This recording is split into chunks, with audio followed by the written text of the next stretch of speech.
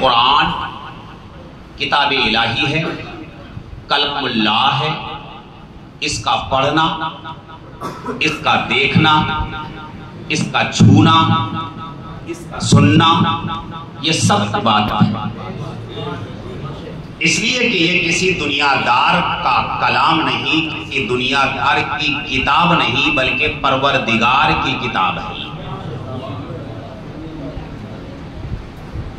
और परवरदिगार की नाज़िल करदा दिगर किताबों में भी इस किताब को आला मकाम हासिल है।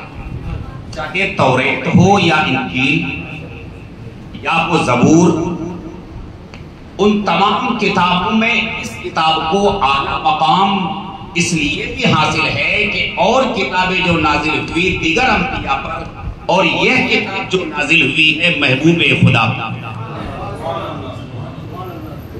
मुस्तफा सल्लल्लाहु